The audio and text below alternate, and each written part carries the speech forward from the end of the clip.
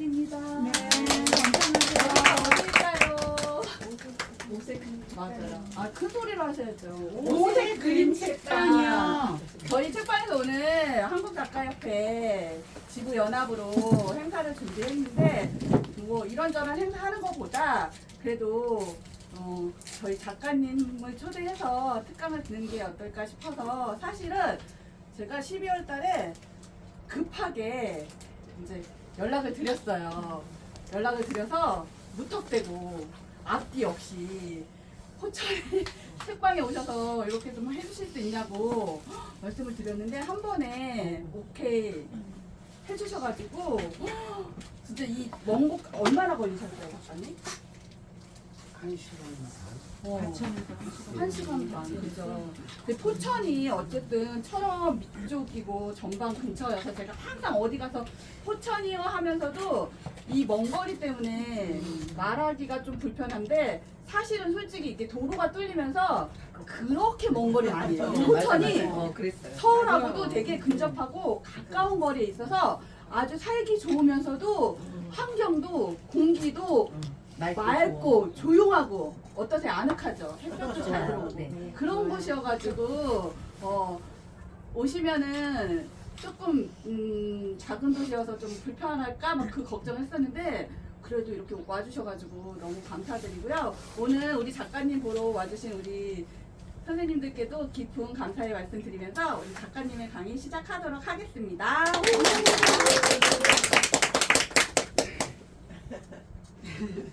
예.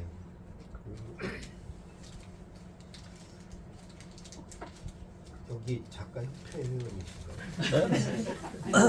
예. 돈 많이 합니다. 제가 하는 멤버가 예.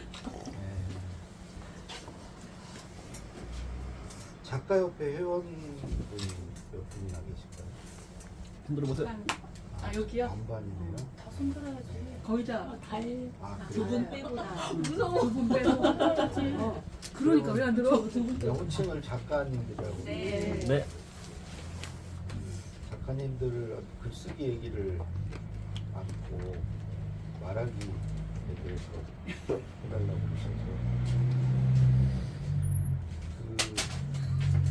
이 어른답게 말합니다 책이 언제 나왔죠?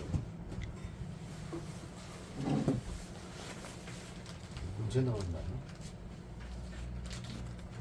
그 뒤에 맨 뒤에 있네요. 많이 오래된 건 아닌 것 같아요. 그죠? 한 2년, 3년.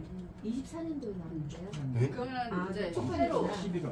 11월. 요거는 새로 나온 거. 4년도에. 아, 이거는 개정판이구나. 개정판이에요. 어쨌든 한 2, 3년 된 것 같아요. 지금 나온 지가. 요건 이제 10만 부 뭐 팔렸다고 그래서 새로 개정판 낸 거고. 이 책을 이제 말하기 책이 이 책이 첫 책입니다. 그리고 요 뒤로도 결국은 말입니다. 그 다음에 말하기의 태도, 그 다음에 이제 3월 달에 나올 말하기 보충 상담소까지 이 책 말고도 이제 3권을 더 썼습니다. 그 중에는 제일 먼저 이제 쓴 책이 그 말하기 책을 채웠는데 이 책을 쓰게 된 거는 제가 2014년부터 이제 글쓰기 강의를 하고 글쓰기 책을 쓰고 해서 이 시점에는 글쓰기 책을 이미 5권 썼을 때입니다. 근데 이제 더 이상 쓸 말이 없었어요. 그래서 제가 쓸 수 있는 것은 그때 이미 글쓰기에 관해서는 책을 다 썼고, 그리고 이제 그래도 강의를 계속 하려면 책을 써야 되고, 어쨌든 책을 계속 써야, 뭐 가수가 레코드판 안 내면 안 되잖아요. 가수 활동 하려면 계속 내야 되듯이. 그래서 근데 이제 글쓰기에 대해서는 더 이상 쓸 말이 없고, 그래서 어떤 걸 쓸까 하다가 이제 그 말하기 책을 했고요. 그 말하기 책을 택한 이유는 제가 이제 글쓰기 강의를 쭉 다녀보니까 말하기 강의가 시장이 훨씬 커요. 그리고 또 말하기 책이 더 많이 팔리고요. 글쓰기 책보다. 나와 있는 책도 훨씬 많고요. 말하기 책이. 그래서 말하기 시장이 있다는 것도 이제 그때 알았고, 또 생각해보니까 결국은 글쓰기보다는 이제 말이 먼저잖아요. 누구나 말이 먼저고, 제가 그동안 쭉 그 기업이나 뭐 공직에서 쭉 썼던 글이 또 연설문이에요. 연설문을 한 15년 썼거든요. 연설문은 말이잖아요. 말. 그래서 말에 관해서 좀 쓸 말이 있겠다 싶어서 이제 이 책을 썼고, 이 어른답게 말합니다라는 제목은 책을 다 쓰고 나서 출판사에서 이제 지었습니다. 이 책 내용과 무관합니다. 전혀 관계 없이 이렇게 지었습니다.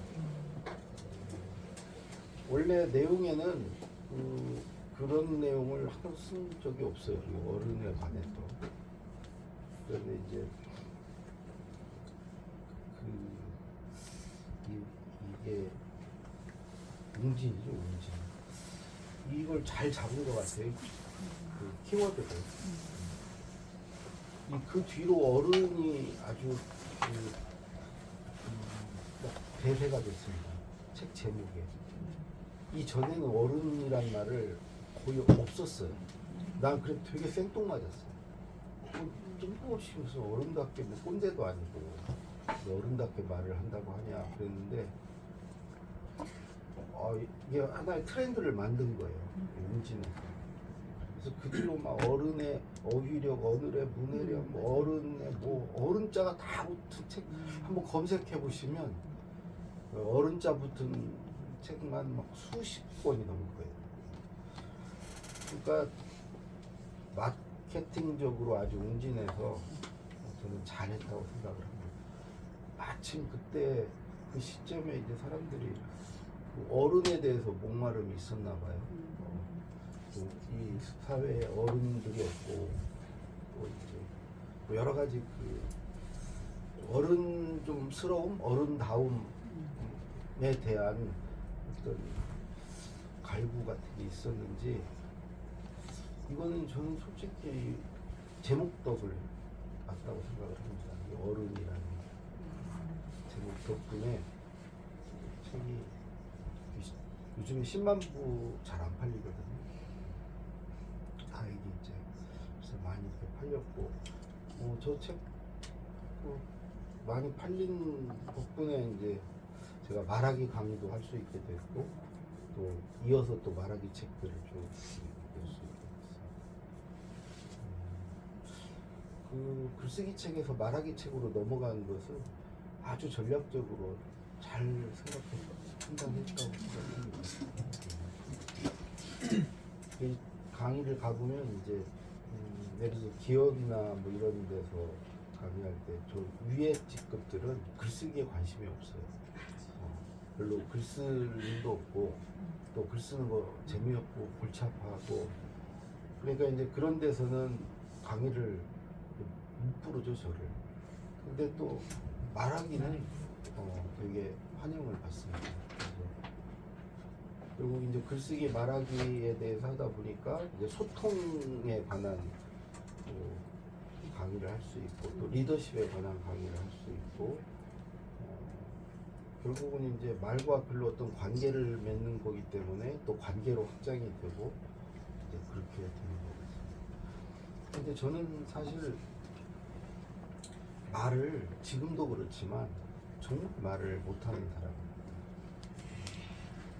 말하는 게 정말 두렵습니다. 그런데 그게 배뒷장 차이인 것 같아요. 말을 잘하는 것과 못하는 것은. 우선은 이제 말을 잘한다는 게 도대체 뭔가, 그것에 대해서도 뭐 사실은 여기 우리 작가님들 뭐 열이면 열이 다 다를 겁니다.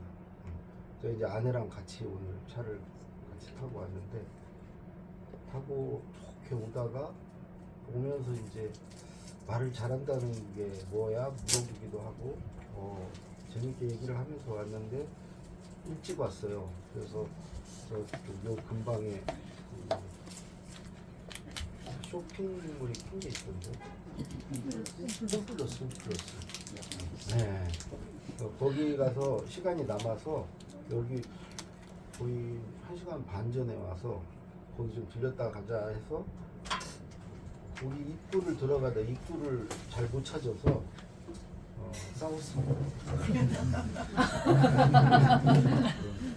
막 뒤에는 차들이 뒤에 막 있고 나는 입구를 못 찾고 하니까 이제 나는 당황이 돼서 이거 어떻게 해야 될지를 모르는데 막 아내는 입구를 발견했나 봐요. 막 어디로 가래 막 가라고 소리를 지르는데 도대체 어디로 가라는지 나도 이게 멘붕이 돼가지고 나도 소리를 지르고 하다가 싸우고 지금 조용히 헤어졌습니다. 아내는 어디 갔고 근데 어쨌든 아내도 이제 말을 잘한다는 게 뭐냐, 누가 말을 잘하는 사람이냐. 아내는 뭐 논리적이고 뭐 어쩌고 얘기를 하는데 그런 사람이 몇이나 됩니까? 근데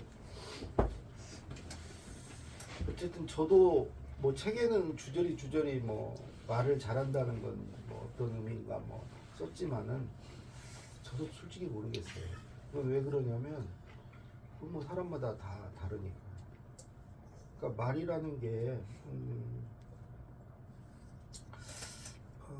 분야가 참 넓지 않습니까? 기본적으로 이제 대화에서부터 그러니까 대화를 잘하는 사람이 있고 누구에게 이렇게 이야기를 잘하는 사람도 있고요. 어떤 사람은 이렇게 주장을 잘하고, 어떤 사람은 설명을 잘하고, 어떤 사람은 설득을 잘하고, 어떤 사람은 이렇게 묘사를 잘하는 분도 있고, 어떤 분은 되게 또 감성적인 이런 마음을 좀 이렇게 움직이는 그런 말을 또 잘하는 분도 있고, 정말 다양합니다. 여러 사람 앞에서 이런 연설이라든가 이런 걸 잘하는 사람도 있고, 두세 명이 있어서 뭐 토론이나 이런 토의를 잘하는 분도 있고, 어떤 분은 되게 우스갯소리를 잘하는 분도 있고, 또 어떤 분은 아주 촌철살인을 하시는 분도 있습니다. 정말 다양해요. 그러니까 그런데 이 모두를 잘하는 경우는 사실은 없습니다. 되게 어떤 사람이 말을 잘한다 그러면 그 사람이 그 중에 한두 개의 말을 잘하는 거예요. 예를 들자면 저는 연설 같은 걸 전혀 못합니다. 연설문을 쓰긴 썼지만 아마 제가 연설문을 쓰면서 이제 저 스스로에게 이렇게 기대하는 그 연설의 수준이 굉장히 높아진 것 같아요. 그러니까 이제 감히 거기에 근접할 수가 없어서, 그러니까 아예 이제 연설하는 걸 두려워하는 것 같고, 이렇게 서서 말하는데 여러 사람을 상대로 말하는 데 있어서 연설도 있고 이런 강의도 있고, 뭐 또 강의와 강연은 좀 다르고 이렇게 있습니다. 그런데 이런 건 또 돼요. 근데 연설은 또 안 돼요. 제가 안수 집사인데 대표 기도는 못해요. 대표 기도 똑같잖아요. 눈만 감다 뿐이지 여러분들 앞에서 이렇게 말을 하는 건데 또 그거는 못합니다. 그래서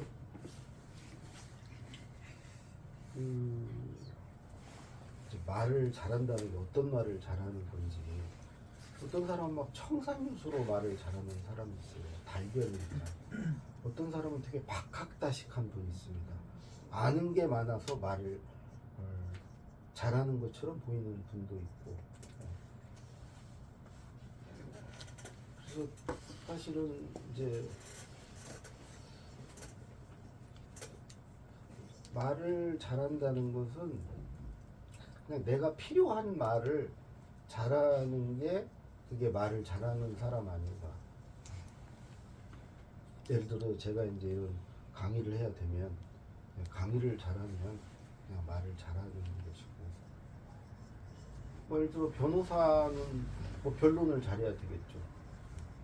뭐 검사는 취조를 잘해야 되고, 그것도 다 말이지 않습니까? 기자는 뭐 취재를 잘해야죠. 인터뷰를 잘해야죠. 사람을 만나서 이게 정보를 뽑아내는 걸 잘해야 되겠죠. 그게 다 말하기 아닙니까? 그래서 그 부분은 이제 그렇고, 또 하나 이제 아내한테도 오늘 물어봤는데, 그 말을 잘하면 좋으냐, 사는데 도움이 되냐. 아내는 100% 된대요. 말을 잘하면 뭐 여러 가지 얻는 게 많대요. 근데 이제 저는 그렇게 생각을 안 합니다. 저는 말을 이렇게 잘하는 사람들을 보면 약간 경계하게 돼요. 조심하게 돼요. 말을 잘하는 사람을 보면, 그러니까 말을 잘하는 사람이 자칫하면 되게 잘난 체 하는 것으로 보일 수도 있고요. 잘난 체 하는 사람으로. 또 그렇게 말을 잘하면서 내가 그 사람 앞에서 이렇게 한마디도 못하고 말하는 족족 그 사람한테 까이고 그러면 그 사람이 절대 제가 좋게 안 보이거든요. 그 말 잘하는 사람이. 네가 그렇게 잘났어? 이런 생각이 들거든요. 뭐 여러모로 저는 이렇게 박학다식한 분 만나도 주눅이 듭니다. 스스로 막 자괴감이 들어요. 그래서 그분 만나고 오면 그 기분이 안 좋습니다. 심하게 안 좋아요. 그래서 만나기가 싫습니다. 그분도 그 말 잘하는 게 그분에게 그렇게 보탬이 될까? 여러 가지로 그런 생각이 들고, 실제로 어떤 사람을 만났을 때 이렇게 끌리고 뭐 이렇게 하는 게, 생각해보면 말 잘해서 끌리는 경우는 그렇게 많지 않은 것 같다는 생각이 들고, 저는 직장 다닐 때 이제 말을 안 함으로써 오히려 제 경쟁력을 키웠다고 생각을 합니다. 말을 거의 안 했어요. 거의 않고 대신에 잘 들었죠. 남의 말을 잘 들었죠. 왜 말을 안 했냐? 첫 번째 가장 중요한 이유는 내 수준을 들킬까봐 안 했습니다. 사람들이 나를 알까봐. 내가 어느 정도 수준이라는 것을 내 정체가 탄로날까봐 말을 안 했고, 그 말이라는 게 이제 하다 보면 남에게 나도 모르게 이제 상처를 줄 수도 있고요.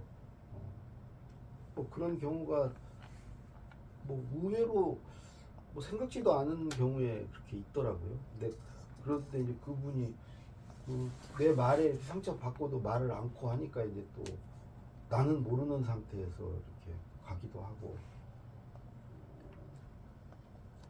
그러니까 제가 이렇게 말실수라고 생각해서 했던 때를 보면 내가 말이 잘 된 날이에요. 막 그날따라 말이 막 잘 돼.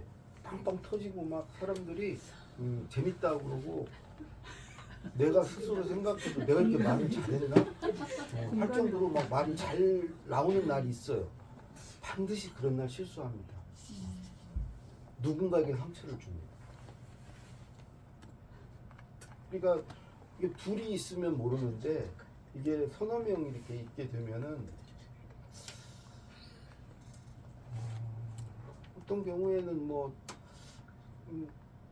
지 혼자 떠들어서 나한테 이제 말할 기회가 안 오고, 뭐 내가 소외되는 것 같아서 그것 때문에 기분 나쁠 수도 있고, 뭐 어쨌든 저는 이제 그런 날 사실은 이제 조심하는데,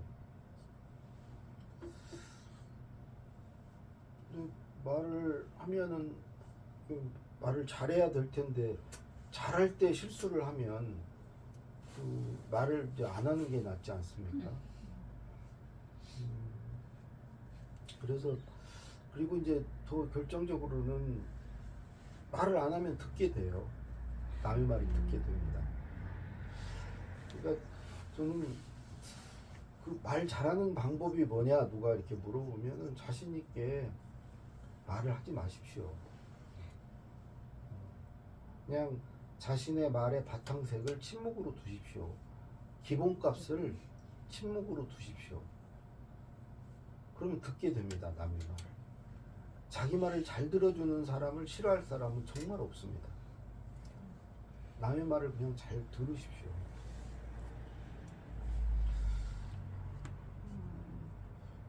특히 이제 저같이 직장 생활을 이제 하던 당시에는 그 직장의 어떤 구성원은 말을 잘 듣는 사람이 그 사람의 정체성입니다.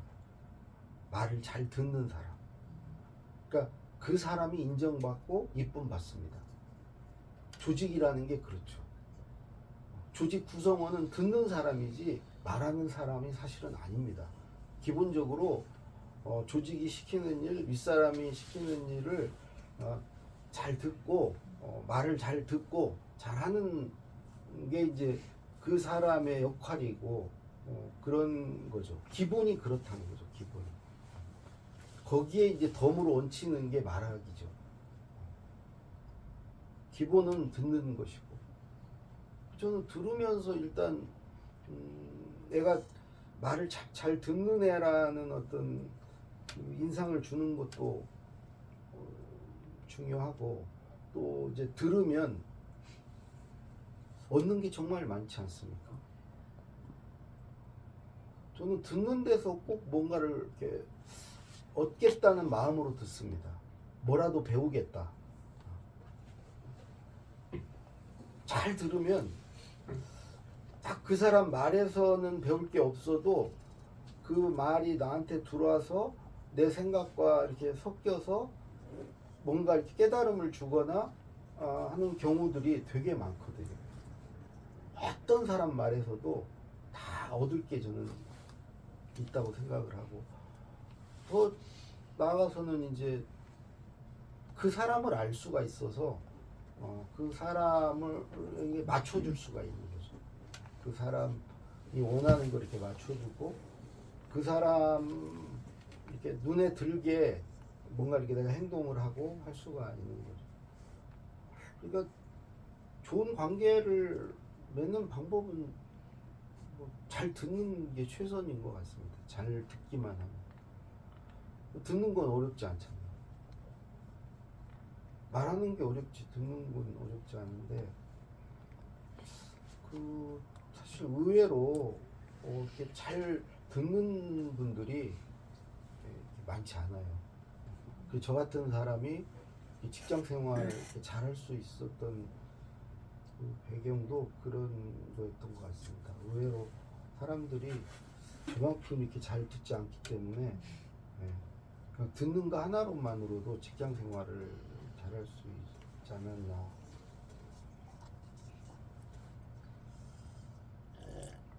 예를 들자면 내가 어떤 사람이 그 사람의 말이 있고 내 말이 있는데 그 안에는 이제 그 사람의 생각과 어떤 세상을 보는 관점이라든가 그런 것들이 담겨 있는 그런 게 있는데, 그게 서로 똑같지 않거든요. 서로 다릅니다. 달랐을 때 그 사람 입장에서는 자기께 좋은 거지 자기와 다른 내게 좋지 않아요. 근데 나는 내 말을 하게 되면은 그 사람과 다른 말을 하게 되고, 그 사람 입장에서는 거슬립니다. 뭐가 맞지 않아. 그러니까 그건 그냥 가랑비에 옷 젖듯이 의식하지 못하는 가운데 그냥 계속 대화를 하고 그 사람 말을 들으면서 이 뇌가 판단을 합니다. 저 사람이 내 편인가 내 편이 아닌가. 그래서 나와 좀 다른 사람에 대해서는 거부감이나 경계심이나 이런 것들을 가질 수밖에 없고 그런 거죠. 이게 은연중에 다 그렇게 느끼게 됩니다. 그래서 오히려 말을 하는 것은 그걸 거기에 이제 부채질을 하는 격이고, 잘 듣는 것은 이제 저 사람은 왠지 나와 뭐가 맞아, 코드가 맞는 것 같아, 나하고 맞는 사람이야, 이런 느낌을 주게 되죠. 말을 잘 듣는 것만으로도.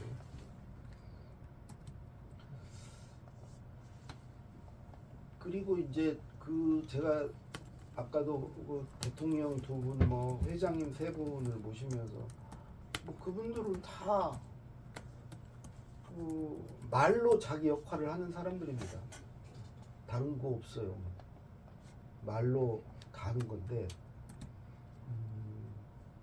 그분들 보면서 한 5가지만 지키면 어디 가서 이제 말로 손해 볼 일은 없겠구나 하는 건데 5가지가 뭐냐? 첫 번째는 이분들의 공통점은 늘 할 말이 준비되어 있다는 겁니다. 할 말이 준비되어 있는지 아닌지는 어떻게 알 수 있냐? 한 말씀 해보시죠. 그러면은 바로 말을 해요. 어떤 상황에서. 그 다음에 뭘 물어보면 대답을 합니다. 이거에 대해서 어떻게 생각하세요? 그럼 대답을 해요. 그분들은 뭐 회장이나 대통령은 늘 그런 상황에 처해 있는 분들입니다. 이제 그것에 응하는 게 그분들의 역할이에요. 그렇지 않습니까? 뭐 계속 이거 어떻게 할까요? 어떻게 생각하세요? 이거에 대한 의견을 말씀해 주세요. 뭐 늘 그렇게 사람들이 묻고 또 무슨 뭐 행사 끝날 때도 마무리 말씀 해달라고 오늘 행사 어땠습니까? 한 말씀 해주시죠. 뭐 무슨 자리 뭐 이런 자리 있으면 시작할 때도 한 말씀 해주시죠. 그러니까 늘 이런 경우인데 그 모든 경우에 말을 한다는 거죠. 저는 뭐 거의 불가능한 일입니다. 그러면 그게 이분들은 어떻게 그게 가능할까? 우선 가장 중요한 게요. 그걸 예상하고 준비를 합니다. 우리는 털레털레 그냥 가고요. 아무 생각 없이 가고요. 그러면 별로 그걸 나한테 시킬 거라는 생각도 않고 뭐 그러니까 아무 생각 없이 살고요. 그분들은 늘 그걸 예상을 할 수밖에 없죠. 자기한테 또 뭘 물어볼까, 뭐를 시킬까. 그러니까 늘 대비를 하고 준비를 합니다. 그러니까 이제 그게 준비의 어떤 결과지, 뭐 물론 이제 평소에 독서도 많이 하고 그걸 하니까 뭐 저 같은 사람보다 훨씬 낫겠지만, 그래서 이제 할 말이 준비가 되어 있는가, 이게 첫 번째입니다. 근데 그것은 예를 들어서 친구랑 약속이 있어도 우리야 뭐 국무회의를 주재하거나 뭐 그럴 일은 없잖아요. 그러니까 이 일상에서 친구하고 오늘 점심을 같이 한다. 그러면 내가 대통령이라면 당연히 오찬 말씀 자료, 그러니까 그거를 준비합니다. 대통령도 그 누구를 만나서 어떤 얘기를 할지를 가서 첫 마디는 뭘 하고 뭐 어떤 걸 질문하고 어떤 주제로 얘기하고 마무리 말은 뭘 하고, 이걸 늘 생각을 해요. 저 사람에게 꼭 해야 될 말은 뭐고 그걸 놓치지 않아야 되고 이런 것들을 다 준비해서 갑니다. 뭐 어렵지도 않아요. 머릿속으로 한 몇 가지, 한 3-4가지 생각하면 됩니다. 그리고 가는 길에도 생각할 수 있어요. 그 행사장 가는 길에. 우리도 그렇게 하면 된다는 거죠. 근데 과연 우리는 얼마나 그 말을 준비하는가. 아주 친한 친구를 만날 때도 미리 준비를 하고 가면 뭐 이런 자리 올 때야말로 당연히 이렇게 준비를 해야 되겠죠. 그 준비 나중에 끝나고 질문 뭐 없으십니까 하면 뭘 내가 하나 질문해야 되겠다. 이런 준비죠. 이 자리 끝나고 소감 뭐 한 말씀 하시죠. 그러면 뭐라고 얘기할까? 그러니까 사람들이 말은 되게 즉흥적이다고 얘기를 하는데 제가 모신 분들은 절대 즉흥적으로 하지 않습니다. 그 차이가 저는 크다고 생각합니다. 두 번째는 하고 싶은 말과 상대가 듣고 싶어 하는 말이 있습니다. 말에는 내가 하고 싶은 말과 상대가 듣고 싶어 하는 말. 그러니까 대부분의 사람은 나만 생각합니다. 뭔 얘기하지? 거의 그래요. 뭐 부모도 자식한테 얘기할 때 그렇고 다 그렇습니다. 근데 그분들은 뭐 하는 일이 그래서 어차피 뭐 점수를 따야 되고 표를 얻어야 되고 다 이런 거 아닙니까? 그러니까 자기가 하고 싶은 말과 상대가 듣고 싶어 하는 말의 어떤 비율을 일정 정도 이렇게 맞춰서 간다는 거죠. 일방적으로 내가 하고 싶은 말만 하지 않는다는 거죠. 그건 회장도 마찬가지고 다 마찬가지고. 아마 우리 작가님들 중에는 직장 생활 하신 분들 많이 계실 텐데 뭐 상사 입장에서 그때 그 당시에 이렇게 말씀하실 때 과연 나는 그냥 내가 하고 싶은 말을 했는가, 상대가 듣고 싶어하는 말을 잘 생각해서 말했는가. 근데 이게 그 듣고 싶어하는 말의 비율, 그 비중을 늘 이렇게 염두에 두고 말을 하는 게 대화할 때뿐만이 아니고요. 예를 들어 제가 여기 오면서 과연 여러분들은 어떤 얘기를 듣고 싶어 할까? 그걸 당연히 생각해야죠. 듣고 싶어 하는 말이 뭘까? 제가 KBS 라디오 인터뷰 진행할 때 그 상대가 듣고 싶어 하는 말이 뭘까? 저는 질문하고 그분은 대답하는 거예요. 그렇지만 그 질문에도, 저의 질문에도 듣고 싶어 하는 질문이 있을 거 아니에요. 자기가 말하고 싶은 게 있는데 그걸 딱 물어봐 줬을 때 아, 그렇지 않아도 내가 그 질문 듣고 싶었는데 그 말 대답하고 싶었는데 하는 질문이 있을 거 아니에요. 그래서 나는 질문하는 사람이지만은 그 사람이 듣고 싶어 하는 질문을 해줘야 되는 거죠, 제가. 내가 궁금한 것만 묻는 게 아니고, 내가 궁금한, 뭐, 그 밖에도 이제 사소하게는 뭐 칭찬이라든가 이런 건 다 듣고 싶어 하는 것들이에요.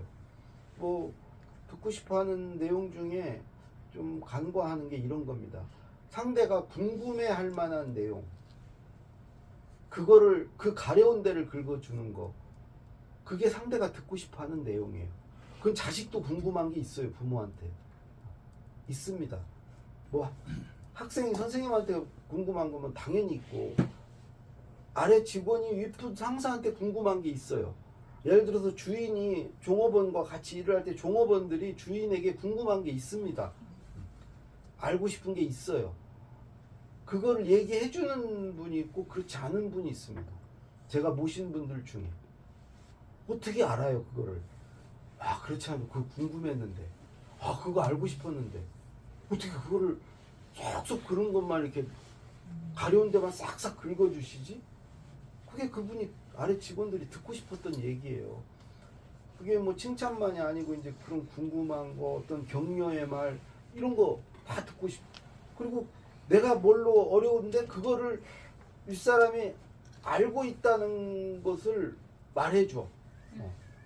그런 말을 듣고 싶은 거예요. 그게 다 듣고 싶어 하는 얘기예요. 그러니까 사실 아래 직원이 뭘로 이렇게 고민이 있고 막 애로가 있고 그걸 해결해 주지 않아도 그걸 알고 있다는 것만 말해줘도 너 요즘 이걸로 힘들지. 너 이렇게 말 않고 그 얘기를 안 해줘. 내가 다 알아. 너 이것 때문에 지금 힘들다는 거. 아래 직원 입장에서는요. 그냥 그거 해결 안 해줘도 아, 저 사람이 그걸 알고 있네. 근데 알고 있어도 말 안 하면 소용이 없어요. 알고 있다는 걸 말해줘야죠. 근데 그 얘기를 듣고 싶었던 거예요. 그분 이제 입장에서는 그게 자기한테 위로가 되고 이렇게 되는 거죠.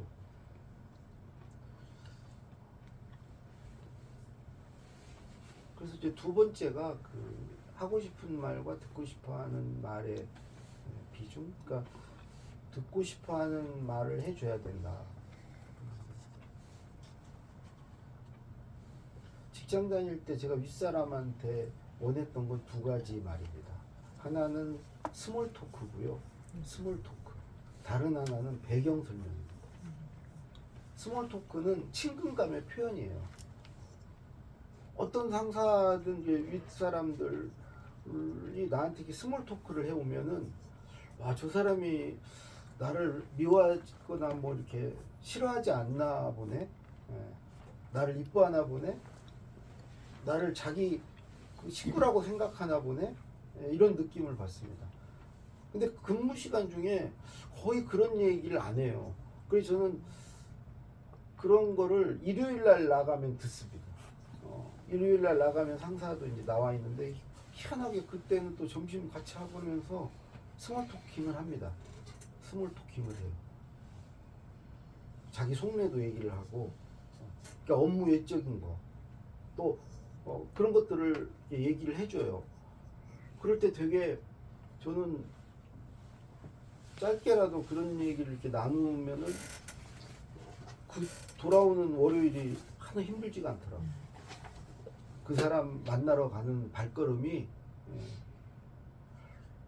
힘들지가 않아요. 그러니까 거의 윤활유 같은 역할을 하는 것 같아요. 근데 우리나라 사람이 이제 스몰 토킹을 별로 안 합니다. 그러니까 달리 얘기하면 이렇게 농담이라던가 이런 거잖아요. 유머 뭐 이렇게 별로 이렇게 불필요한 얘기죠. 이런 것들을 정말 안 하는 편입니다. 그건 뭐 대통령부터 해서 다 윗사람이건 아랫사람이건 이렇게 말도 효율을 추구해요. 야, 쓸데없는 소리 하지 마. 결론이 뭐야? 뭐 이렇게 말을 이렇게 그런 말을 이렇게 하냐? 그런 시간을 아까워하고요. 그런 소리를 하면은 잡담 이런 거예요. 잡담. 그러니까 배경 설명은 그 이제 꼭 얘기를 하면 일을 뭘 지시하기만 하지 이 일을 왜 해야 되고 그 배경을 얘기를 잘 안 해줘요. 이 일을 해야 되는 이유는 뭐고 목적은 뭐고 이 일을 어느 수준까지 완성도를 자기는 원하고 이런 배경을 그 일에 관한 해설을 하지 않습니다. 이것도 역시 그런 건 시간 낭비라고 생각해요. 아니면은 네가 그거는 다 알아서 할 일이라고 생각을 해요. 얘기를 안 해줍니다. 저는 뭐 이게 다 이런 스몰 토크하고 배경 설명을 한마디로 얘기하면 다정함, 친절 이런 거라고 생각합니다. 그러니까 우리가 이렇게 친절하지가 못해요. 말에 있어서 다정하지 못합니다. 그 양놈들 보면 어디 식당 같은 데 가도 종업원하고 막 이 스몰 토크를 합니다. 전혀 처음 보는 사람인데도. 우리 같은 사람은 막 패키지 여행 가면 막 무섭죠. 막 와서 말을 거니까. 외국인이 와서 막 영어로 말을 걸고. 근데 걔들은 그게 일상이에요. 이 스몰 토크가 아예 배어 있어요. 대통령도 그 스몰 토크, 조크 담당만 하는 사람이 몇 명을 두고 있습니다. 스피치 라이터로 그 대통령실에. 그게 그만큼 중요해요. 오히려 본론보다 그러니까 살코기보다 그 비계가 더 맛있고 그게 걔들에서 생활에서는 그게 더 중요합니다. 누구하고 회담을 해도 정상회담을 해도 거의 그게 한 반이에요. 이게 노무현 대통령이 그런 걸 잘해요. 의외로 김대중 대통령도 되게 유머가 있어요. 농담을 잘합니다. 농담을 잘 받아쳐요. 그래서 그 친구들은 그런 게 매력이에요. 그걸 잘하는 사람이 말을 잘하는 거예요. 다른 거 다 없어. 막 열변을 토하고 막 이런 거 재수 별로 안 좋아해. 이렇게 유머러스하게 부드럽게 재치 있게 위트 있게 이렇게 말하는 거를 촉으로 치죠. 그런 게 이제 다정함이고 친절함이고 이제 그런 거라고. 그리고 이제 세 번째는 이건 뭐 너무 당연한 거라 해야 할 말과 해서는 안 되는 말을 가리는 거죠. 해야 할 말과 해서는 안 되는 말. 근데 여기서 이제 뭐 당연한 거 아니냐 이렇게 말씀하실 텐데 해야 할 말이라고 할 때 그 해야 할 말이 예를 들면 뭐 이번에 비상계엄이 대통령 얘기를 한다. 그러면 국무위원회 의무거든요. 의견을 내야죠. 이거 해서는 안 됩니다. 이건 위법입니다. 이게 해야 할 말이에요. 그러니까 안 해야 할 말, 해서는 안 되는 말의 반대말로서 제가 해야 할 말을 말씀드리는 게 아니고 좀 더 적극적인 의미에서 저는 그게 밥값이라고 생각합니다. 자기의 역할이고 부모는 부모로서 해야 할 말이 있어요. 그 해야 할 말을 했을 때 부모다워져요. 부모가 그 말을 안 하고 그럼 부모 노릇을 않는 거예요. 않는 거예요. 예를 들어 내가 회사 부장인데 부장으로서 부서장으로서 부장 월급을 받으면 부장으로서 해야 할 말이 있다고요. 예를 들어서 위에 임원들한테 부서원을 대표해서 자기가 좀 지킬 걸 각오하고 해야 할 말도 있고요.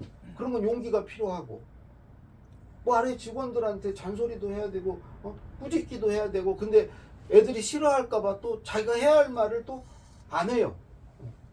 그냥 인기에 편승해서 이런 말 하면 애들이 싫어하니까 안 해. 근데 사실은 엄밀히 보면 그 주인 입장에서 보면 진짜 복창 터질 노릇이요. 지 밥값을 못하고 있는 거야. 내 돈만 축내고 있는 거예요. 근데 그게 잘 눈에 안 띄지. 안 띄니까 이제 다 그런 게 저는 해야 할 말이라고 생각합니다. 해야 할 말을 하려면 용기도 있어야 되고 무엇보다도 실력이 있어요. 실력이. 아니 내가 직장 상사면은 상사로서 상사의 역할을 하려면은 잘 알려주고 가르쳐주고 해야 될 거 아니에요. 근데 지가 실력이 없어. 아는 정보도 없어. 그러면 상사로서 해야 할 말을 안 해요. 못하죠.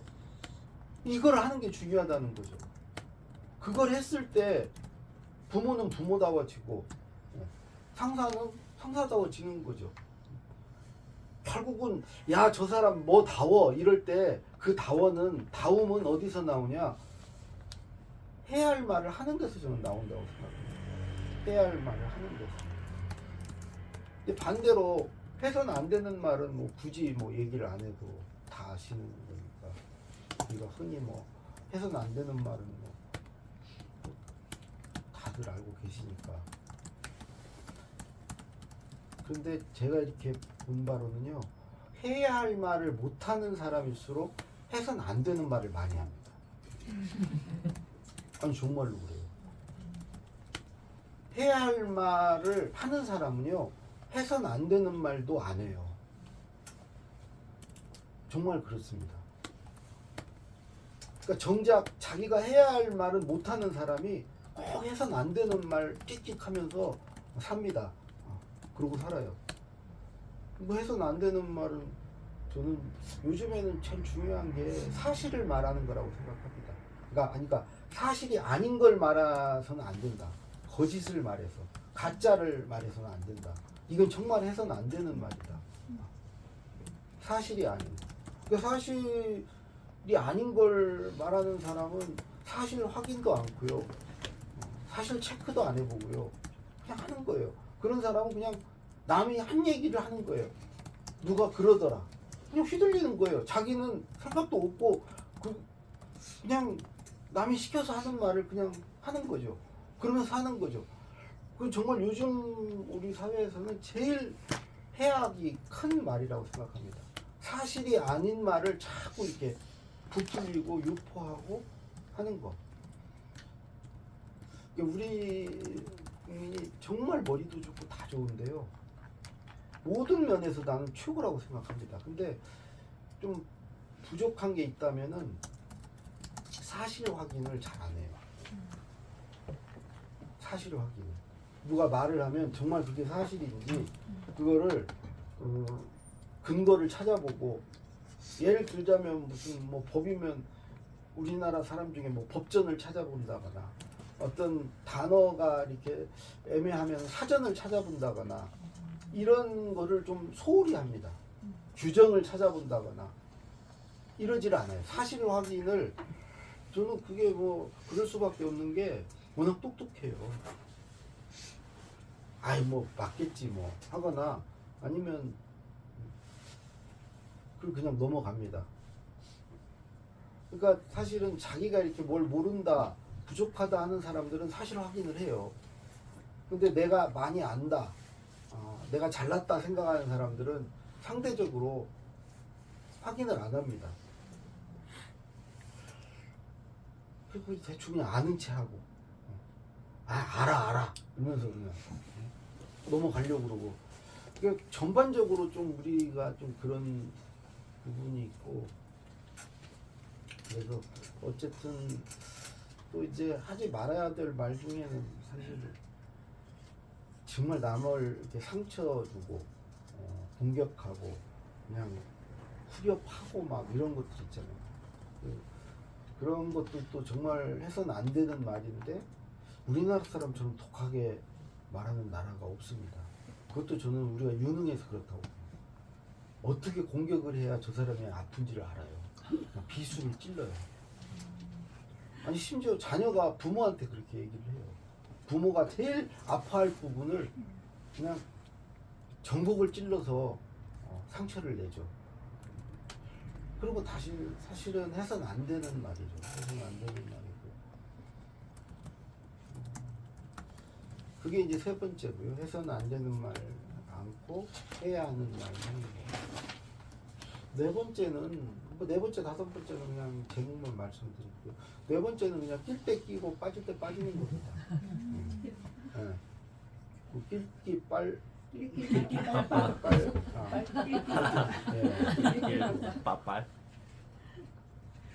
특히 나이 먹을수록 그런 것 같아요. 나이 먹을수록 낄 때 끼고 빠질 때 빠져야 되고. 마지막 네 번째는 뺄 것도 빠진 것도 없이 말하는 거. 마지막 다섯 번째, 뺄 것도 빠진 것 없이 말하는 거. 이건 달리 얘기하면 말하고 나서 후회하지 않는 말을 하는 거. 야, 그 말 괜히 했다. 쓸데없이 내가 왜 미쳤어? 내가 그 말을 왜 한 거야? 이런 말. 그 다음에 야, 그 말 했어야 됐는데. 그 말 깜빡했네. 그 말하러 가가지고 그 말을 한 이런 빠지는 말.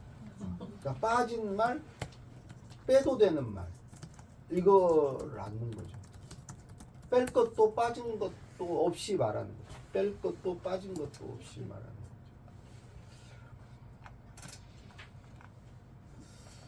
그럼 이렇게 말하는 방법? 제가 찾은 건요. 말하기 전에 글을 써보는 겁니다. 메모를 하는 거예요. 말하기 전에 할 말을 좀 정리를 해서 말하는 겁니다. 뭐 메모가 됐건 글이 되면 뭐 더 좋겠지만 그렇게 늘 글을 쓸 수는 없고 대략적으로라도 이렇게 사실 말하는 것과 글 쓰는 건 전혀 다른 차원이잖아요.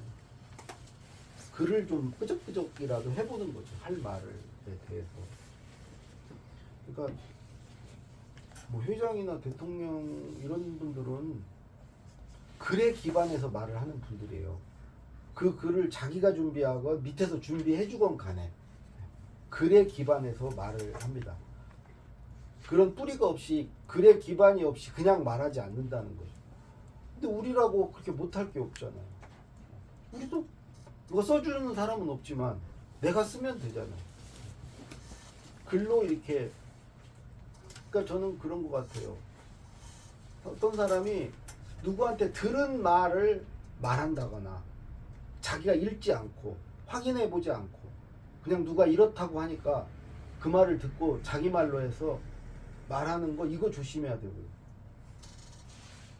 또 하나는 자기 말할 때 글에 기반해서, 이게 둘 다 글에 기반한 겁니다. 사실 확인도 글로 확인할 수 있는 거죠. 글로 확인을 해봐야 되는 거죠. 책을 찾아보건 검색을 해보건 글로 확인을 해봐야 되는 거죠. 그래서 우리 작가님들은 사실은 이제 글 쓰시는 분들이고 그런 면에서 뭐 말을 잘할 수 있는 그런 출발선에 다 계신 분들인 거죠. 글이 이제 받침이 되는 이제 말을 하실 수 있는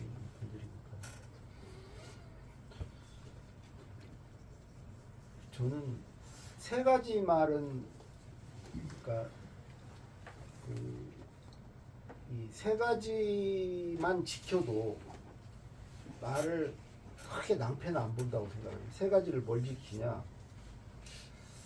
이건 첫 번째는 이제 남의 비밀을 지키는 겁니다. 남의 비밀을. 비밀은 좀 더 크게 얘기하면 뒷담화 않는 것까지도 저는 다 비밀을 지키는 일이라고 생각합니다. 누구 없는 데서 그 사람 얘기 않는 거. 그게 그 사람의 비밀을 지켜주는 거라고 생각하고요. 의외로 쉽지 않습니다. 왜 그러냐면 그러면 내가 왕따 돼요. 거기에 동참하지 않으면 그 다음부터 저를 안 부르기 때문에 같이 이걸 해줘야 되는데, 호응을 해줘야 되는데, 그거를 이제 저는 안 하려고 합니다. 전 그거 하나 안 하는 걸로 엄청 덕을 받다고 생각해요.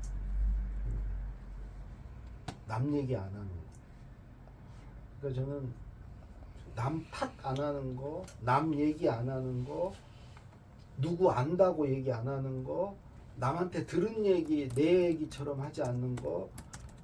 그러니까 나면은 내 얘기를 해야지 괜히 남을 끌어들여 가지고 내가 누구를 아니, 뭐 누구하고 친하니, 누가 이렇게 말했다니, 이 남을 자꾸 끌어들여서 또 누가 이렇다고 남을 이렇게 막 얘기하고 남 얘기하고 또 남 탓하고, 이게 저는 이제 문제인데, 어쨌든 남의 비밀 지키는 거 하나 하고, 두 번째 지키는 것은 일관성을 지키는 겁니다. 예전에 했던 말하고 이제 지금 하는 말, 또는 여기서 한 말과 저기서 하는 말, 나중에 다 맞춰집니다. 맞춰져요. 그러니까 이 일관성을 지키는 방법은 말수를 줄이는 방법밖에 없습니다. 말수를 줄이지 않으면 그 말이 자꾸 이렇게 빗나갑니다. 어긋나요. 어긋나고 뭐 자기 생각이 바뀌었을 때는 바뀐 이유나 이런 걸 얘기하고 바꾸면 되겠죠. 어쨌든 일관성을 지키는 거, 그리고 세 번째 약속을 지키는 겁니다. 내가 말로 한 약속을 지키는 겁니다. 이 세 가지만 지켜도 저는 잘 살 수 있다고 생각합니다.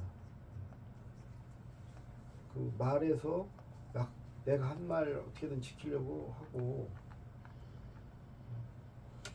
저는 막 그 내가 한 말 못 지켜서 남들이 막 비난하고 이런 게 너무 싫고 무섭습니다. 남의 눈치를 엄청 보기 때문에, 그래서 어쨌든 약속을 어떻게든 지키려고 하고요. 그 다음에 이제 일관성, 그 다음에 남의 비밀 지키는 거.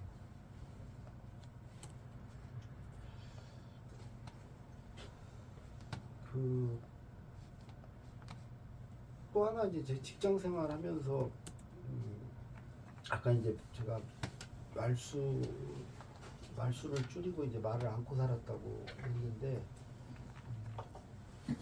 그런 와중에도 하나는 저는 하려고 했습니다. 그게 뭐냐면 말에서 선수를 두는 거. 선수를 두는 거. 정말 이거를 새해부터 한번 마음을 좀 먹어보세요. 나도 말에 선수를 둬야 되겠다. 후수 두지 않고, 이런 겁니다. 예를 들어서 이렇게 모였을 때 뭐 말을 할 때 내가 먼저 말을 꺼내는 거, 저부터 한 말씀 드리겠습니다 하는 거, 제가 말씀드리겠습니다 하는 거, 그렇게 딱 마음을 먹고 어쨌든 내가 어떤 선수를 둬야 되겠다, 마음을 먹고 사는 거죠. 남이 묻기 전에 내가 먼저 묻는 거예요. 누구에게 먼저 묻는 거예요. 상대가 먼저 물으면 내가 후수로 대답을 해야 돼. 한번 후수를 두기 시작하면요, 계속 끌려갑니다. 내가 대답하면 거기다 대고 또 뭘 물어요. 그럼 또 그 대답을 해야 돼. 계속 끌려가. 질질질질 끌려가. 재미도 없고요. 선수를 줘야 해. 선수를. 먼저 던져야 돼. 질문도 먼저 던지고 먼저 말을 먼저 꺼내는 거죠. 근데 이제 그렇게 선수를 두려면은 준비를 해야 됩니다. 준비한 사람이 선수를 잡습니다. 그러니까 좀 선수를 두겠다 생각을 좀 하셨으면 좋겠고, 제가 이제 글쓰기 책, 말하기 책을 쓴 결론은 두 가지 결론을 얻었어요. 우선 하나의 결론은 뭐냐면,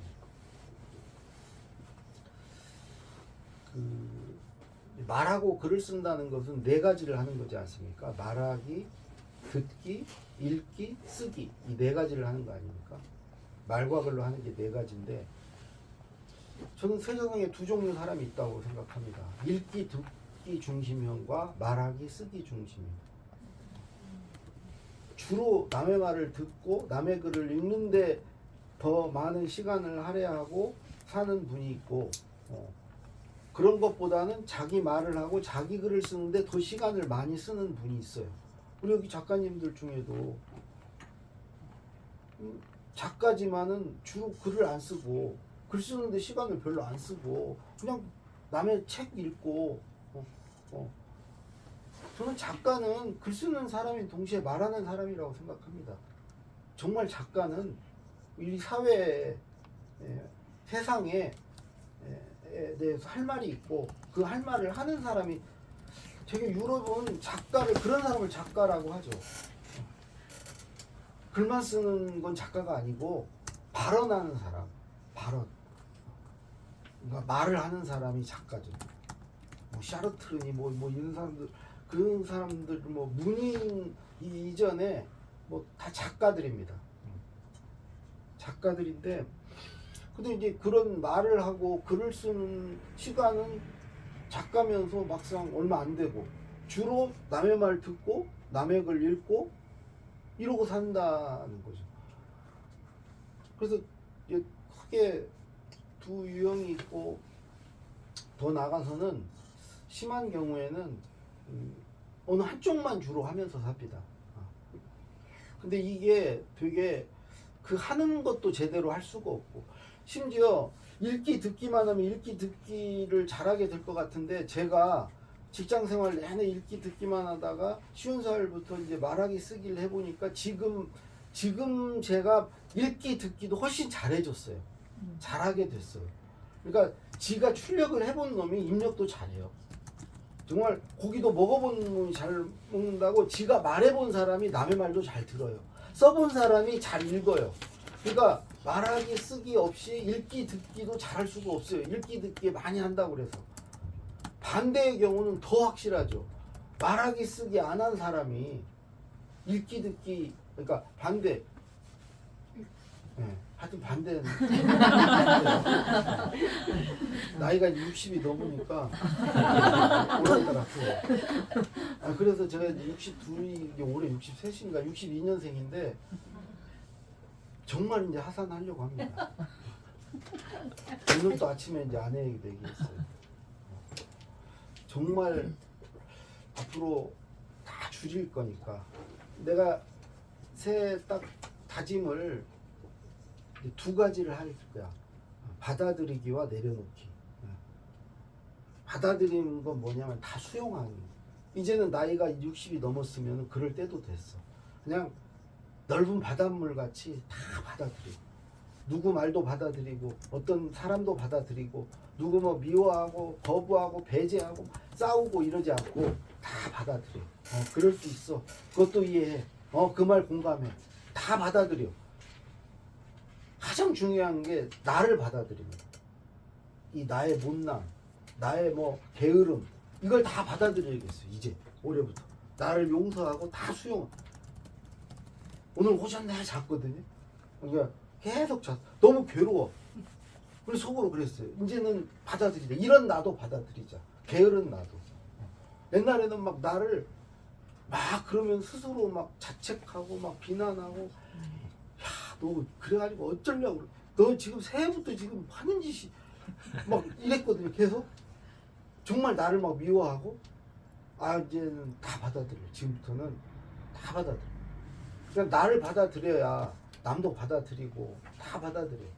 이제 미워하는 사람도 없어. 다 받아들여. 다 이해해 이제. 다 이해해. 그럴 만한 이유가 있겠지. 다 사정이 있겠지. 다 받아들여. 이제 다 받아들이려고 합니다. 정말. 그리고 이제 내려놓으려고 합니다. 한꺼번에 내려놓기 어렵죠. 이제 서서히 다 내려놓으려고 그래요. 아주 빵이 될 때까지. 네.